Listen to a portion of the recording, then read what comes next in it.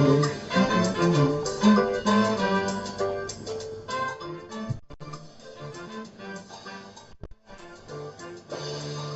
a good life. Okay. Most of them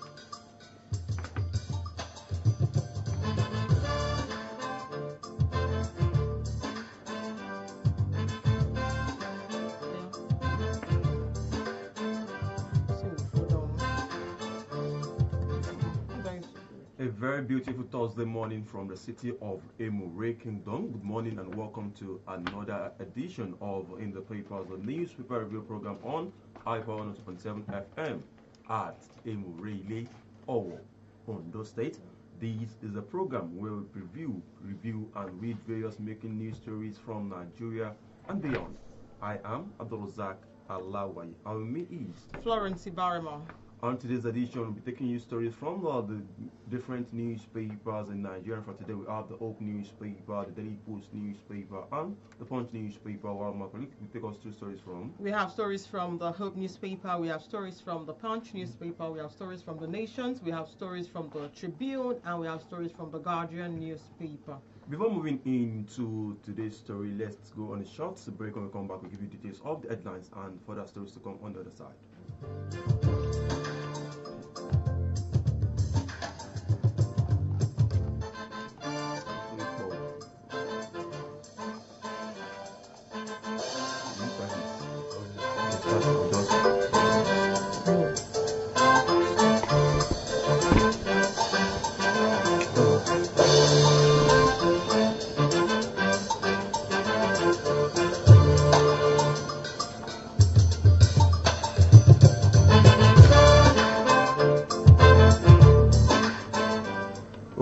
Welcome back. You're still on to In the Papers, the newspaper review program on iPower 102.7 FM at Emure, Ondo State. Starting from the home front, we have this one coming from the Hope newspaper.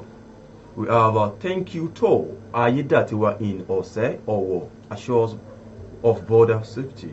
Still taking headlines from the Hope, and we have this one that says Ondo hosts 500 children at Christmas party. On the Hope newspaper as well, I have this particular one coming from the Hope newspaper for you for today. We have custom to penalize banks over delayed revenue remittance. Still taking headlines from the Hope, we have this one that says NYSC and group organizes medical screening for market women. Away from that to the Punch newspaper talking about the insecurity of the federal government, NLC to meet in January. Still taking headlines from the Hope, we have this one, FAAN conduct emergency stimulation exercise at Akure Airport.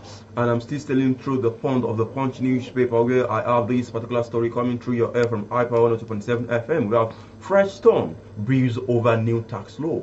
Still taking headlines and away from the Punch, we have this one that says House of Rep to review treaties and MOU signed by federal government. On the Punch newspaper, I have this one saying Malami kicks after EFCC raid Kebbi, Abuja owns.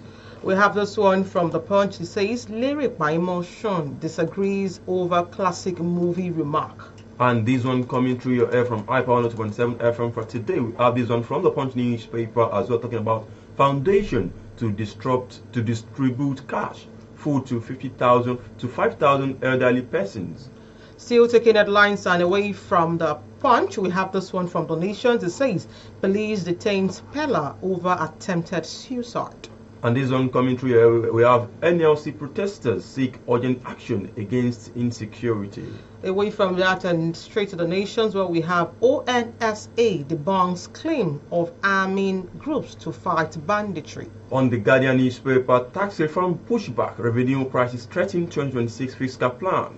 Joining you at the Guardian newspaper, where we have at nationwide protests NLC demands prosecution of financiers and end to insecurity. On the Guardian newspaper as well, we have why we revoke our sale contract with Senator Bunza.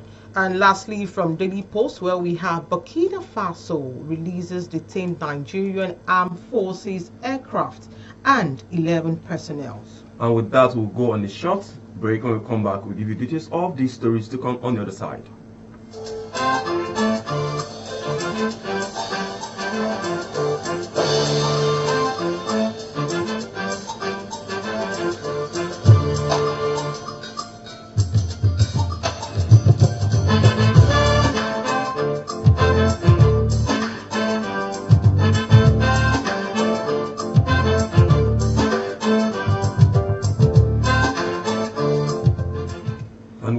Welcome back. You're still on to In the Papers, the newspaper review program on iPower 107 FM. Starting from the home front, talking about Ondo State, we have Ondo State Governor Honorable Lucky Ayedatiwa has placed security at the top of his agenda, assuring residents of Owo and of our local government area that the banditry and criminal activities along the Ondo-Edo boundary will not be tolerated. The governor made the disclosure on Wednesday during the third day of his statewide thank you tour of local government area. Ayedatiwa revealed that the establishment of an Amotekun Ranger camp alongside the deployment of operatives had significantly reduced criminal activities, allowing farmers and traders to operate without fear. He added that security agencies remain on high alert to protect communities. Beyond security, the governor explained that 7-day tour of all 18 local government areas was designed to take governance to the grassroots, thank citizens for their support in the last election and highlight projects already executed or in progress. He noted that while quarterly stakeholders meeting in Akure typically involve about 60 leaders from each local government, many grassroots residents are unable to participate or interact with the government directly. With the Christmas less than 9 days away, Ayedatiwa said the tour also provide an opportunity to extend goodwill to residents through the distribution of palliative. The governor assured residents of Ose local government and local government that their road will be constructed. For detail of this particular story, see the old newspaper with the headline Ayedatiwa in Ose Owo assures of border safety. Still taking stories from the Hope, we have this one that says Ondo hosts 500 children at Christmas party. Now the details. No fewer than 500 children attended the Ondo State Children's Christmas party on Wednesday at the Government House at Lagbaka, Akure. The colorful celebration aimed to promote child welfare, inclusion, and festive bonding during this Yuletide season. The event was organized by the Ondo State Ministry of Women Affairs and Social Development on behalf of the state government as part of its social welfare initiative targeted at children across the state. Chairing the celebration, the wife of the governor and First Lady of Ondo State, Mrs. Oluwaseun Ayedatiwa, engaged directly with the children, sharing goodwill messages and participated in various activities to mark the Christmas season. Dignitaries at the event included the wife of the Deputy Governor, Dr. Abbasadi Adelami, wives of commissioners, female political appointees, and top government functionaries. Addressing the gathering, Mrs. Ayedatiwa expressed gratitude to God for the success of the program and appreciated parents for their sacrifices, love, and guardians in raising the children.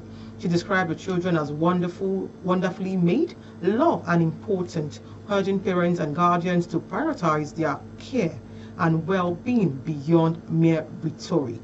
The First Lady also emphasized the need for parents to listen attentively to their children, noting that many societal pressure confronts them daily. She offered prayers for the children, protection, academic excellence, and overall success, expressing optimism that families would gather again to celebrate Christmas in good health in the coming year. For details of that story, see the Hope newspaper with this headline, Ondo hosts 500 children at Christmas party. Still talking about Ondo story from the Hope newspaper, we have NG cares to search to boost agric in Ondo submit impact report. Now to the story. The Ondo State Commissioner for Agriculture and Forestry, Mr. Leye Akinola, has reaffirmed the commitment of the state government under the leadership of Governor Lucky Ayedatiwa to sustaining and scaling up programs that deliver real value to the people. The Commissioner stated this at the official presentation of the compiled impact assessment report of key activities of the Ondo State Community Action for Resilient and Economic Stimulus NGK Resort Area 2 in Akure on Wednesday. He described the occasion as not only significant but symbolic of Ondo State collective commitment to accountability, transparency, and evidence-based program implementation. Akinola opened that the NGK program was conceived at the critical time in the nation's history when household farmers, small-scale entrepreneurs, and vulnerable groups were faced with socio-economic challenges, adding that under the program, Ondo proved to be veritable instrumental for restoring hope, strengthening community resilience, and stimulating local economic activities. For detail of this particular story, see the opening newspaper with deadline: NGK set to boost agribusiness in Ondo. Still taking stories from the Hope, we have this one. NYSC and Group organizes medical screening for market women. Now the details. The National Youth Service Corps, NYSC, Medical and Health Community Development Service, CDS Group, Akure South Local Government Area of Ondo State, in conjunction with Rapid Care Medics, has organized a free medical screening exercise to traders in the NEPA market, Akure, and in Ondo State. Speaking with the Hope, the founder of the Rapid Care Medics, Dr. Ruth Asonja, said the exercise stemmed from the need to bring healthcare closer to the people because of health is wealth. Asonja also stated that a lot of people are not taking care of their health, adding that most people live sedentary lives, avoiding visiting the hospital and prefer other concoctions, while saying that a lot of people live with hypertension without knowing. Asonja added, knowing the blood pressure alone can tell a lot about what is happening in the body. A lot of them have elevated high blood pressure, meaning the blood pressure is too high. She advised the participants who had unfavorable results to visit the hospital for further tests and treatment to avoid complication.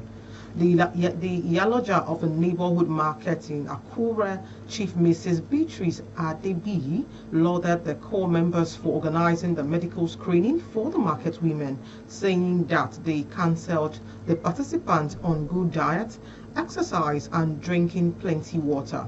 One of the market women who participated in the screening, Mrs. Ruth Egbeje, described this exercise as highly commendable, expressing her best wishes for the organizers. Another trader, Mrs. Deborah Adiola, stated such a medical screening could enable the participant live long and healthy lives, saying that those who participated in the screening should take all the advice they were given. For details of that story, see the Hope newspaper with this headline: NYSC and Group organizes medical screening for market women. And if you're just joining, you're onto In the Papers, the newspaper review program on iPower 102.7 FM at Emurele, Owo, Ondo State. Moving on with another story coming from the Hope newspaper. Customs to penalize bank over delayed revenue remittance. Now to the detail of this particular story. The Nigerian Customs Service has commenced enforcement of penalties against designated banks that delay the remittance of custom revenue in a move aimed at strengthening transparency and safeguarding government earnings. The service stated that it had observed instead of delay remittance by some designated banks after the reconciliation of collection processes through its Google electronic platform, noting that such delay constitutes a breach of the agreed upon obligation. In a statement issued on Wednesday by the Deputy Controller of Customs and National Public Relations Officer, Abdullahi Mewada, the service said the delay undermined the efficiency, transparency, and integrity of government revenue administration. According to a statement, the enforcement action is in line with the provision of the service level agreement executed between the NCS and designated bank responsible for collecting custom revenue on behalf of the federal government. The statement disclosed that the Nigerian Customs Service has noted instances of delayed remittance of custom revenue by some designated bank following the cancellation of collection proceed through the BOGO platform. The NCS disclosed that any bank that fails to remit collective custom revenue with the prescribed timeline will be liable to penalty, interest calculated at 3% above the prevailed Nigerian interbank offered rate for the period of the day. For detail of this particular story, see the opening newspaper with deadline: customs to penalize banks over delayed revenue remittance. Still taking headlines and stories from the Hope, we have this one. FAN conducts emergency stimulation exercise at Akure Airport. Now the details. The Federal Airport Authority of Nigeria has conducted an aerodrome tabletop emergency exercise at the Olumuyiwa Bernard Aliyu Airport, Akure, Ondo State, as part of renewed effort to strengthen aviation safety and emergency preparedness. The exercise held on Wednesday at the departure hall of the airport's passenger terminal building brought together key airport agencies, security operatives, emergency responders, and representatives of host communities, designed to test and validate the airport air drone emergency plan (AEP). The stimulation was conducted in line with the International Civic Aviation Organization Annex 14 and Document 9137, as well as the regulatory requirements of the Nigerian Civil Aviation Authority. Speaking at the event, the managing director of the airport, Mrs. Yemisi Adebiyi, explained that the tabletop exercise simulated a major aircraft accident occurring on or near the aerodrome. She said the exercise was aimed at assessing interagency coordination, communication, procedures, decision-making, efficiency, and the overall emergency response capability of relevant stakeholders. Mrs. Adebiyi, who also served as a chairperson of the Akure Airport Emergency Response Committee, expressed appreciation to all participants on behalf of the management of Olumuyiwa Bernard Aliyu Airport. For details of that story, see the Hope newspaper with this headline: FAN conducts emergency stimulation exercise at Akure Airport. Away from the Hope newspaper, moving straight away to the Punch newspaper, talking about the insecurity, we have the federal government NLC to meet in January.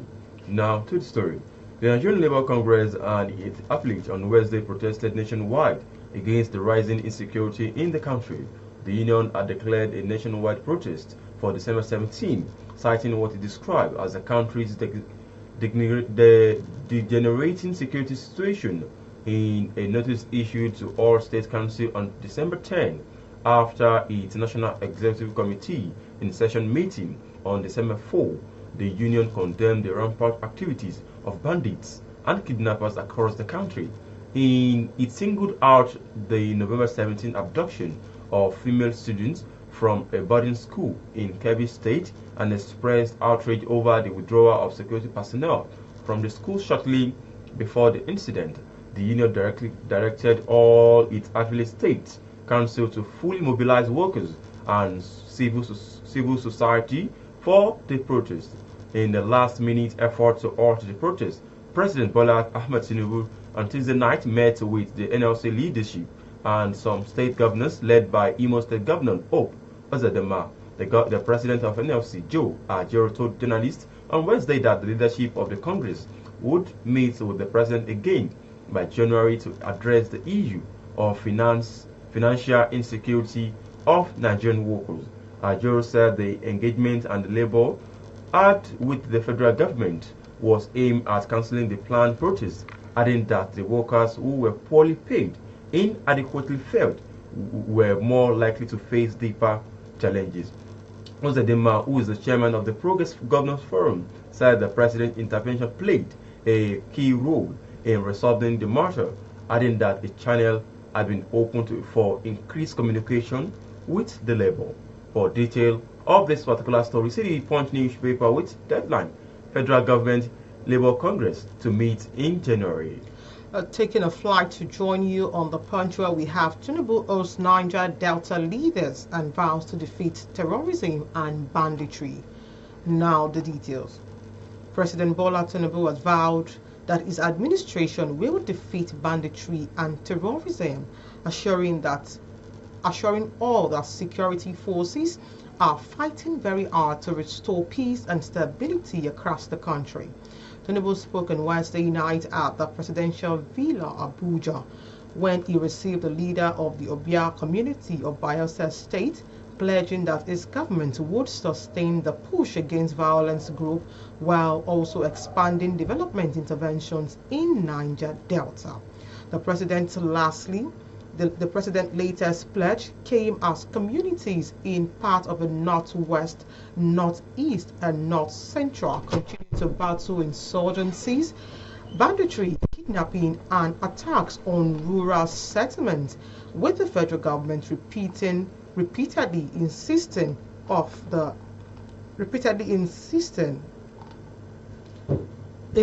that security operatives have recorded gains through arrest and the disruption of criminal network. Tinubu told the Bayelsa delegations that the country's security challenges were numerous, but stressed that the government were not relenting as troops intensify operation against terrorists and banditry. Tinubu added that the armed forces were pushing to restore stability, declaring that victory was assured. For details of that story, see the Punch newspaper with this headline: Tinubu owes Niger Delta leaders vows to defeat terrorism and banditry. Away from the Punch newspaper, moving straight away to the Daily Post newspaper, where I have this particular story coming through your way from iPower 2.7 FM. We have Burkina Faso releases detained Nigerian Air Force aircraft, 11 personnel. Now to the story. The now C-130 aircraft carrying 11 personnel on the ferry mission to Portuguese made a forced landing in Burkina Faso following the technical issue 2 weeks ago. Now Director of Public Relations, Mr. Ehim Ejudim, said the crew landed at the nearest airfield for safety in line with the international aviation protocols. But the Mali junta leader, Azimi Georgia, speaking for the Confederation of Sahel States, described the precaution-led landing as an unfriendly act carried out in defiance of the international law. Jota warned that the member of the Sahel state would neutralize an aircraft violating their airspace. However, the Nigerian government confirmed the release of the aircraft and 11 personnel. Their release followed a meeting between the delegation of the Nigerian government, led by the Foreign Affairs Minister Yusuf Tugar, and Burkina Faso junta leader Ibrahim Traoré in Ouagadougou. Tugar, who led a Nigerian delegation at the instance of President Bola Tinubu, briefed journalists on the outcome, confirming the development on Wednesday night. The spokesperson of the Ministry of Foreign Affairs, Kimiebi Ebianfa, said, yes, they have been released. For detail of this particular story, see the Daily Post newspaper with deadline: Burkina Faso releases detained aircraft, Nigerian Air Force aircraft, and 11 personnel. You're still listening to us from iPower 102.7 FM, and the program is In the Papers, your daily nugget for stories making major headlines in today's newspaper. Away from that and straight to the nations, where we have this one on, where we have the story, and it says, police detain Pella over attempted suicide. Now the details. The Lagos State Police Command has arrested 20-year-old Habib Amzat, alias Pella, over an alleged attempted suicide linked to viral reckless driving incident. Pella, a content creator, was detained last night after Lagosians raised concern over his behavior in the video. Spokesperson for the command superintendent of police Abimbola Adebisi in a statement confirmed his detention and investigation of the incident by the State Criminal Investigation Department (SCID). Police said Amzat was seen in a video circulating on December 14 driving dangerously and crashing his vehicle while live streaming the act, thereby endangering his life and that of other road users. Police added that the suspect would be charged to court after the investigation. Commissioner of Police Olorundare Chimo warned social media influencers and content creators against promoting or engaging in reckless and unlawful acts, stressing that such conduct attracts sanction. He urged motorists to obey traffic regulations to ensure public safety. For details of that story, see the Nation's newspaper with this headline: Police detain Pella over attempted suicide. On the Punch newspaper, fresh storm brews over new tax law. The presidency on Wednesday rejected all calls for the suspension of President Bola Tinubu's recently signed tax reform laws, insisting that the legislation was unstoppable and would take effect from January 1, 2026. This was an opposition figure warned the policy would deepen hardship and trigger severe social and economic consequences. Special Advisor to the President on Information and Strategy, Bayo Ononuga, in an interview with The Punch, said the reform had already been passed by the National Assembly and endorsed by the President, faulting critics for raising objection late.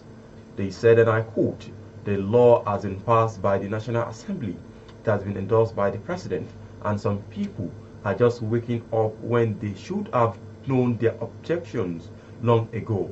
Onanuga described the reform as revolutionary, arguing that the new regime would enhance tax revenue for the benefit of Nigerians, while dismissing calls for suspension as inconsistent with the right-thinking Nigerians.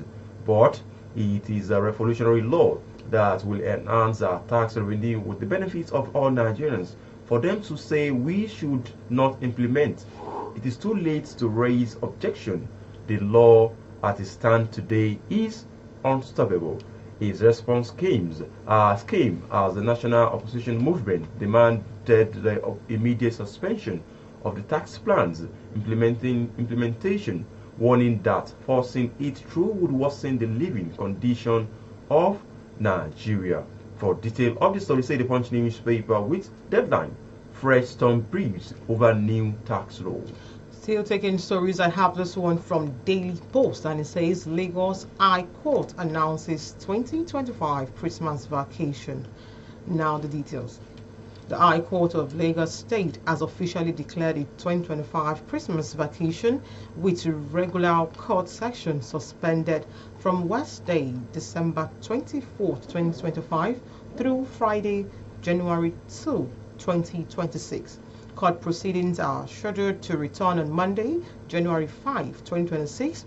The vacation period was approved by the Chief Judge of Lagos State, Justice Kazeem Olanrewaju Alogba, under the authority of Order 49, Rule 4 and 5 of the High Court of Lagos State, Rule 2019, which granted the Chief Judge power to determine court vacation dates and make provisions for urgent judicial matters.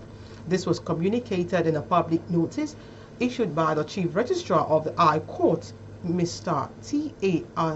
Elias, and dated November 26, 2025. The notice confirmed that the vacation period includes all dates between December 24, 2025 and January 2, 2026, in line with established law, in line with the established court practices. While regular hearing will be suspended during the Christmas break, the court clarifies that urgent judicial matters will still be addressed. Judges are authorized to hear and determine urgent applications relating to substantive cases already assigned to them. For details of that story, see Daily Post newspaper with this headline: Lagos High Court announces 2025 Christmas vacation. And now we'll be moving on to the interactive section, which is the second segment of the program for today, which our listeners from home can also join us on the program for today as well on our social media handle and via the studio line on our social media handle on Facebook, Instagram, TikTok, X, or YouTube. You can also join us on iPower 1027 FM, iPower 1027 FM. On our studio line, which you can use to join us for today, is 081 65524699, 081 65524699, or 080 75001067, 080 75001067. And also we'll be having our in-house analyst for today, who will be giving us insight on the topics we're having for today. Good morning, Mr. Aki Adebayo, and welcome to the program. Good morning, and thanks for having me on the program today. We have different stories today, but before we go straight into it, we'd like to look into this one, talking on the Yuletide season, and it says, Ondo hosts 500 children at Christmas party. Let me give you a brief intro about the story. It says no fewer than 500 children attended the Ondo State Children's Christmas party on Wednesday at the government's house, Alabakakure. This colorful celebration aimed at promoting child welfare, inclusion, and festive bonding during this Yuletide season. So that's like a brief introduction. So what do you have to say about the acts? Thank you very, very much. Number one, it's a very good development that at least the state government deems it fit to host children for the Christmas or the Yuletide season. But I can assure you, the children of those that are hosted there, most of them no doubt will be the children of public political office holders. And the question is this: are they the only persons that need to be hosted? I could remember vividly during the tenure of Dr. Mimiko, there's a particular place around the government house area that decorations are always put there, that even children of the poor or children of the less privileged can go there and still have a wonderful Yuletide season. But unfortunately, all those areas now have been scrapped. I remember going there about two or three different occasions to celebrate Christmas Day with my own children as well. So, but all the same, for the governor to have deemed it fit to host 500 children, I mean, for the Yuletide season, is a very good one. At least it moves about inclusivity, but the governor should try to go beyond that. It should extend that olive branch of, Yuletide season to other children in other areas by making sure that they put in place, some very good decorations in strategic locations that everybody can go there and access and equally enjoy the Yuletide. The Yuletide season should never be limited to the children of the privileged. It should equally be limited, it should be extended to the children of those that are less privileged. Thank you very much. And before moving from Ondo, I just want us to look at this particular event that occurred in Akure, the Ondo State capital, yesterday, because there are many events that actually happened yesterday. And I just want us to just have a little bit insight on this particular issue as well. We have the Federal Airport Authority of Nigerian FAN conducted an aerodrome tabletop emergency exercise at the Olumiwa Bernard Aliyu Airport in Akure yesterday to renew and strengthen the aviation safety and emergency preparedness. And the exercise which actually happened yesterday happened to check the emergency plan, the aerodrome emergency plan, and stimulation that was conducted in line with the International Civil Aviation Organization. And recently there have been issue of some crashes recently now, so they did this just to make sure that everything are in place because of emergency. Do you think this plan is actually one of the things we actually needed right now? Yeah, of course, yeah. This is a routine exercise that ordinarily, if strictly adhered to, could bring about a better understanding and a better operational modus operandi of airspaces. You understand?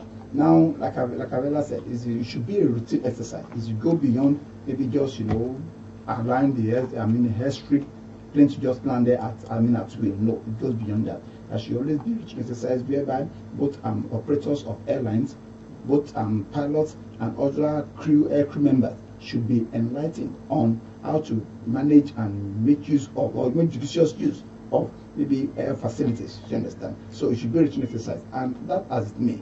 Of importance again is the fact that Akure Olumiwa Bernard Olumiwa Airport, of course, it needs some touches. Honestly, like I've always said, Akure is state capital. You should go beyond all these rhetorics of trying to do one or two things, making sure they're put. No, we need action. What you put into actions, not just you go about saying that you want to do that. Look at, for instance, look at Ekiti Airport, a cargo airport. It's now being used also for apart from the cargo usage, it's called being used now for normal aircraft landing. Passenger landing. These are the things. So, as a matter of fact, Ondo State in particular should just try to make sure that they take a step further. No doubt, the federal government has turned the airport now, I think, the federal airport, but at the same time, the state government needs to intensify more effort in making sure that the airport is put in a very comfortable, suitable position for air users to be able to enjoy their flight whenever they flying to Akure, or probably flying out of Akure to either Lagos or Abuja. Because the exercise that has been embarked upon is a routine one, which I want to believe should be continued in making sure that both the air users and the air operators knows what is inherent in the usage of something. Thank you very much. Thank you very much for that contributions. For those just joining us, you're still on to iPower 102.7 FM. And the program is In the Papers, your daily nugget for stories making major headlines in today's newspaper. We would go on a very short break. When we come back, we continue the rest of the analysis being done as regards the story read today from the different newspapers.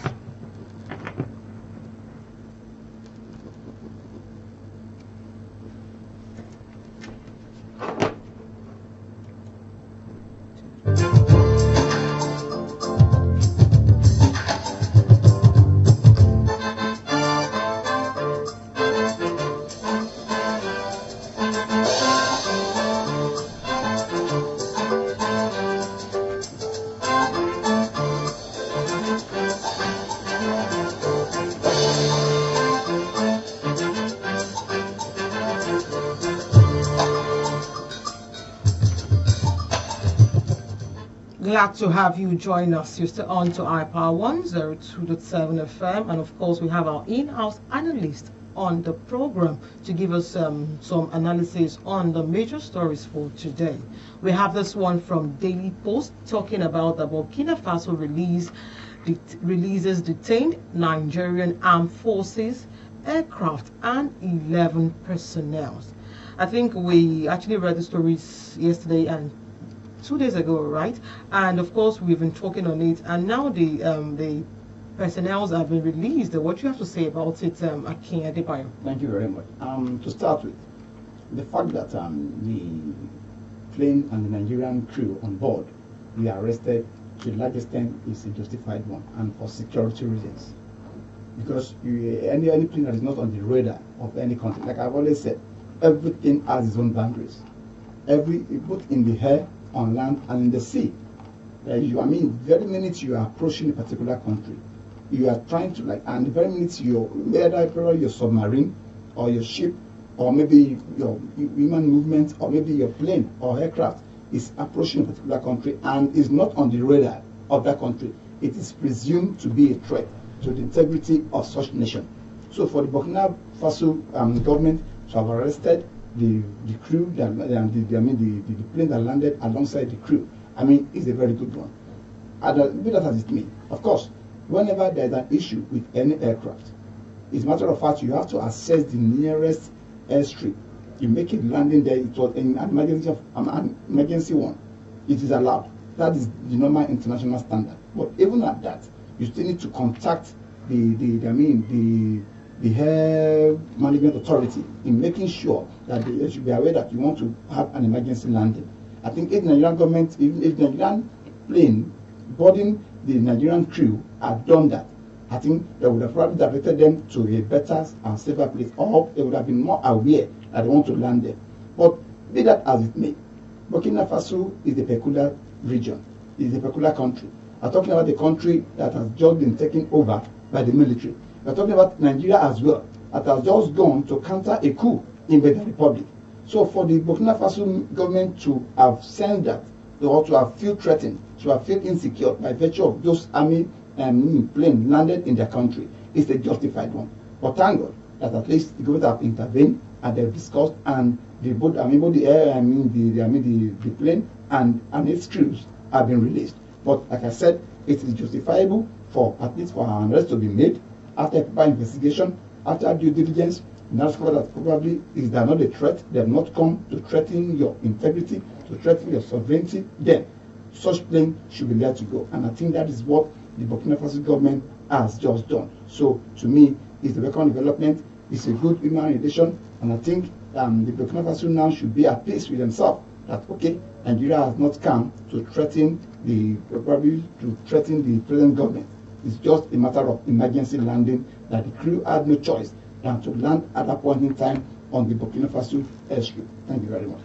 Thank you very much, King Adebayo. I just want us to just look at this particular issue. But before that, I would love our listeners at home to also join us on the program for today. And if you want to reach us on the studio line as well, is open and very much open on 081-655-24699, 081-655-24699, or 081-3274-7339, 081-3274-7339. That's the studio line entering our studio for today. I just want us to just look at this issue of insecurity and the protests that happened yesterday. You know, we have the federal government, NLC, said they are going to be meeting in January now to dialogue about the whole issue. You know, they had a protest yesterday in Lagos State, where we have human rights activist Femi Falana who also joined the protest as well, and in Abuja as well, where we have other unions with the likes of the Nigerian Teachers Association, the Nigerian Health Workers,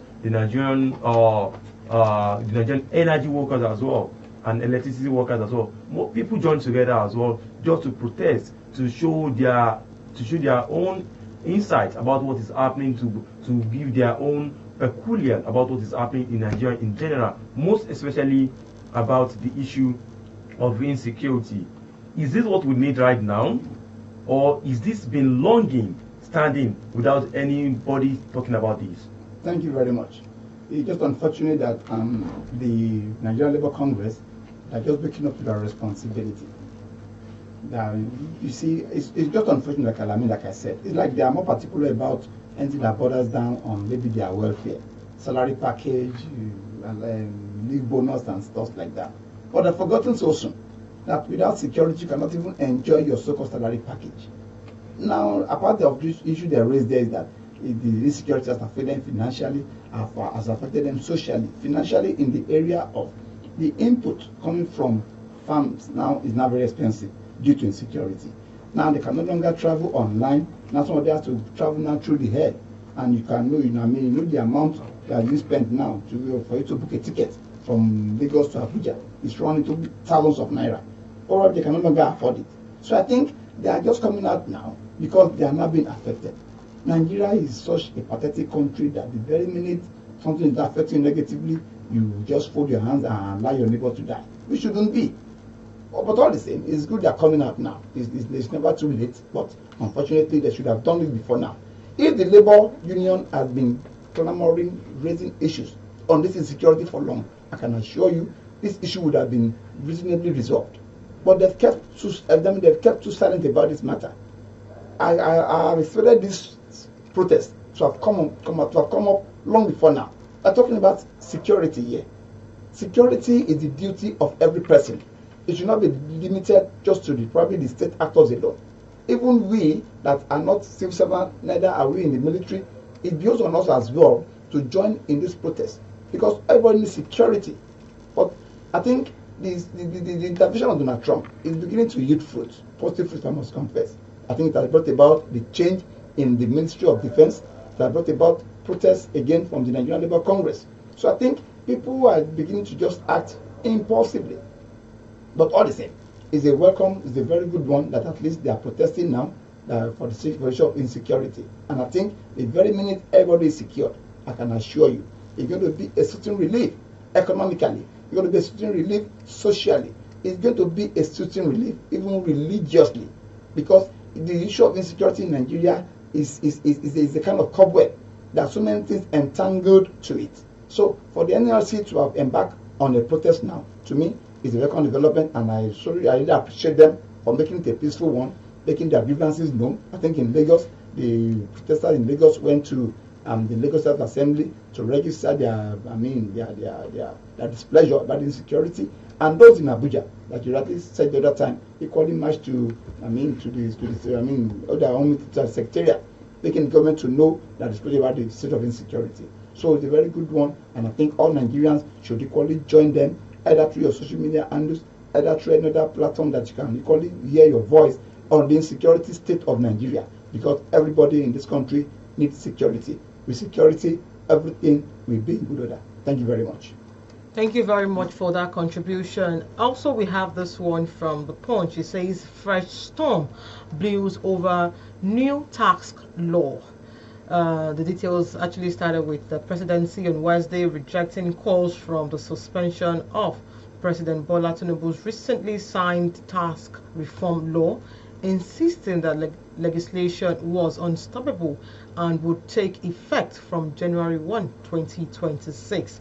This was also as opposition figure warned that policy could deepen hardship and trigger severe social and economic consequences.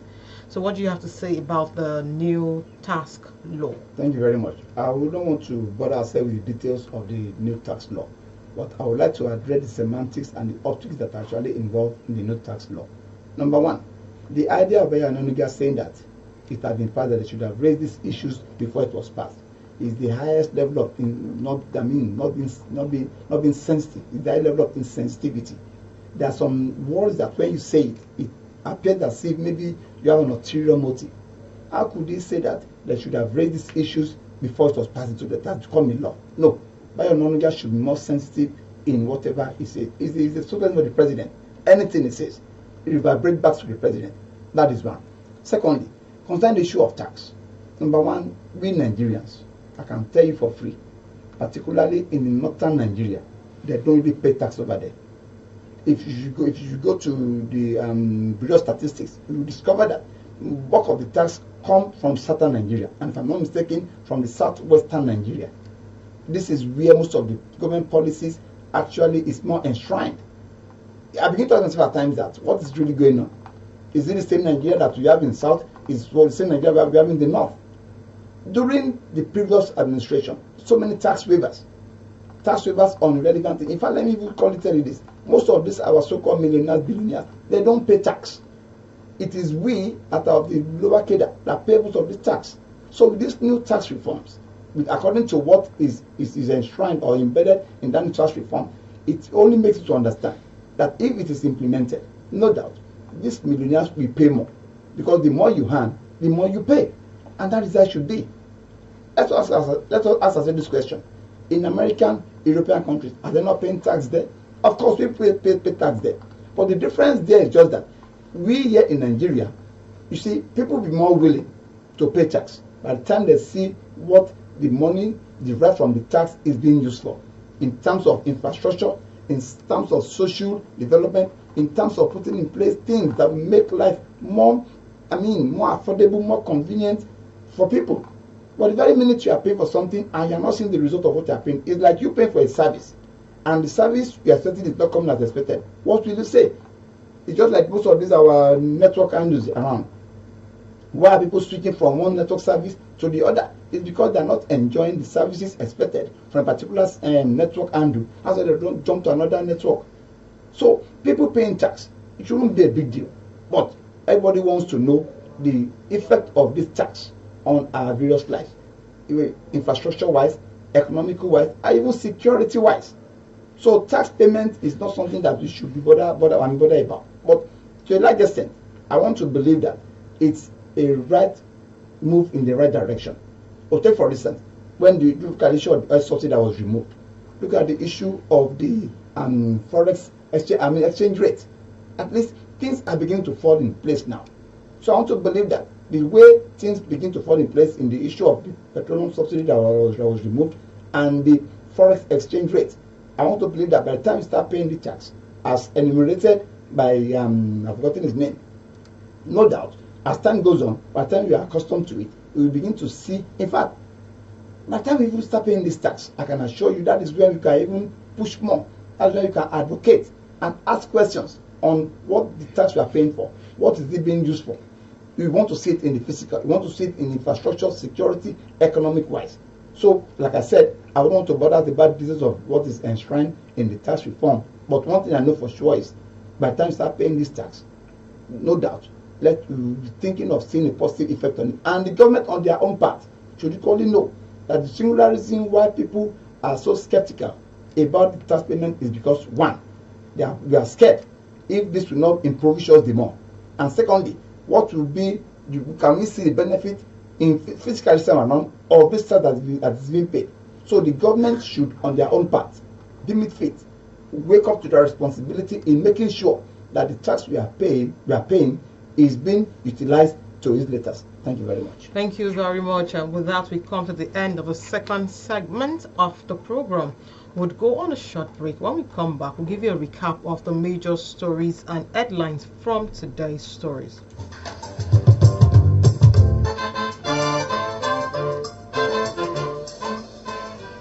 Many thanks to our in-house analyst Aki Adebayo for always honoring our invitation to come on the program.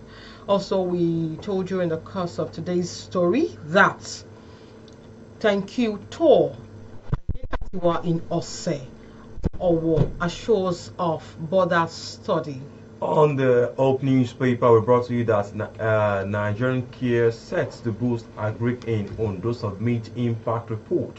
We also informed you that Ondo hosts 500 children at Christmas party, and that was from the Hope newspaper. From the Hope newspaper, as well, informed you that the customs to penalize banks over delayed revenue remittance. We brought to you a notice from the Hope that NYSC Group organizes medical screening for market women. Away from that to the Punch newspaper talking about the insecurity, we brought to you that the federal government and the Nigerian Labour Congress to meet in January. We also went straight to Daily Post where we informed you that Burkina Faso releases detained Nigerian aircraft and 11 personnel. On the Punch newspaper as well, we brought to you that the fresh storm brews over new tax law.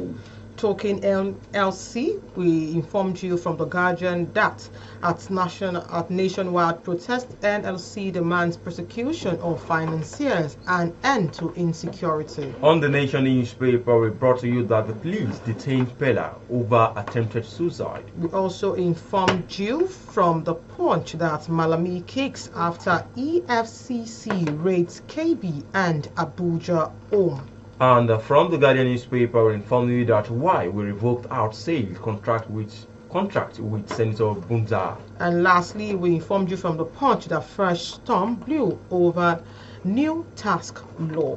And with that, we've come to the end of today's edition of In the Papers. All thanks to you, our listeners, and in-house analyst who has been there with us, giving insight, giving analysis on the topics for today.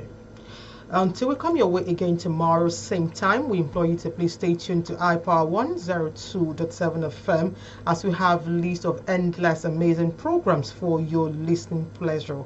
On behalf of myself, Florence Abdurasaq, and my colleague, Abdurasaq Alawai. many thanks for listening. Good morning and compliment of the season.